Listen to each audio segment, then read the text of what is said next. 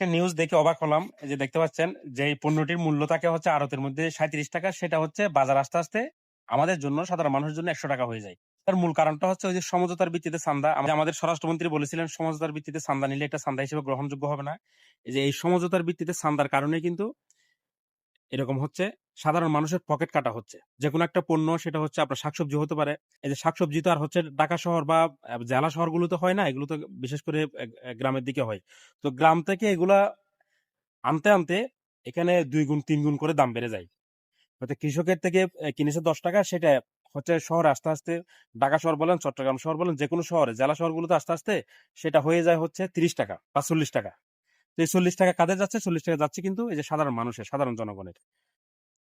শেষ পর্যন্ত সাধারণ জনগণের পকেট কাটা হচ্ছে।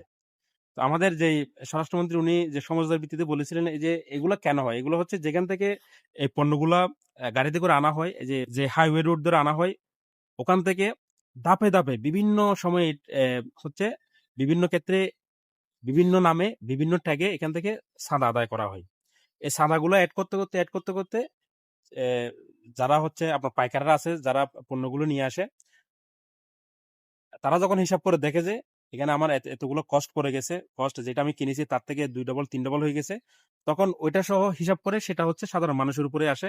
আমরা যে বাজার থেকে পণ্যটা কিনি বা আমরা হচ্ছে কাঁচা বাজার করি বা যেকোনো পণ্য হতে পারে, এটা হচ্ছে সমঝোতার ভিত্তিতে চাঁদা। এই চাঁদা কিন্তু সরকারি কোনো খাতে লেখা থাকে না। এটা হচ্ছে যেখানে যে ক্ষমতায় থাকে, যেখানে যে এলাকার যে এমপির পাওয়ার আছে, ওখানে হচ্ছে তার দলের এই যে লোকজন এগুলো কিন্তু করে।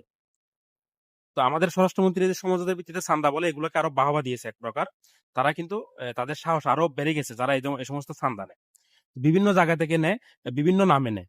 যেগুলো, আমার কথা হচ্ছে সরকারি হিসেবে যেগুলো যাচ্ছে, যেগুলো হচ্ছে সরকারি ট্যাক্স নিচ্ছে, ওইগুলো ঠিক আছে। ওইগুলো চাঁদা, নামটা আসলে চাঁদাই। আপনি কোন একটা সংগঠনে যুক্ত আছেন, ওই সংগঠনে দিচ্ছেন আপনি, এটাও চাঁদা। মানে ওই যে চাঁদার রসিদ। তো চাঁদা মানে হচ্ছে সবচেয়ে খারাপ এমন না।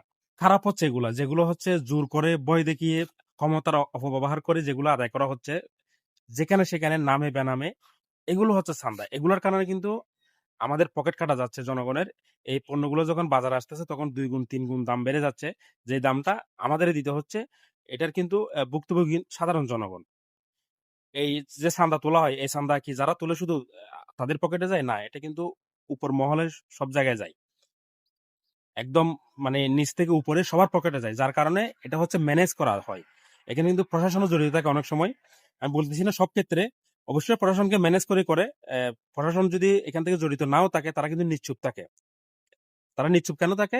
ওই যে উপর মহলের চাপে।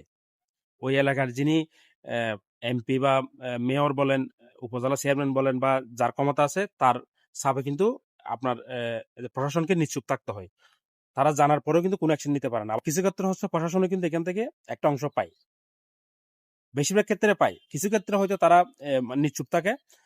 কিন্তু বেশিরভাগ ক্ষেত্রে তাদের কিন্তু কাছে একটা অংশ যায়। এগুলোকে ভাঙতে হবে, এগুলো শেষ করতে হবে। কারণ এগুলো হচ্ছে না যাচ্ছে কোনো সরকারি খাতে, না হচ্ছে কোনো জনগণের উপকার। এটার জন্য জনগণের সবচেয়ে বড় আপনার ক্ষতিটা হচ্ছে জনগণের। এগুলাকে ভাঙতে হবে। এই ধরনের সিন্ডিকেট যারা আছে, এগুলোকে ভাঙতে হবে। এগুলোকে ভাঙতে পারলেই জনগণ উপকৃত হবে। এগুলো ভাঙার জন্য সময় লাগবে। আমরাও বলতেছি না যে ১ মাস ২ মাসের মধ্যে, ১ বছরের মধ্যে সবকিছু ঠিক হয়ে যাবে, এমন না। ধীরে ধীরে এগুলোর সংখ্যাটা কমিয়ে আনতে হবে। এগুলা একজনকে শাস্তি দিতে হবে যাতে ১০ জন শিক্ষা পায়। যাতে করে জনগণের এভাবে পকেট কাটা না হয়। এই যে সমঝোতার ভিত্তিতে চাঁদা, এটা বন্ধ করতে হবে। এটা হচ্ছে জনগণের সবচেয়ে বড় দাবি।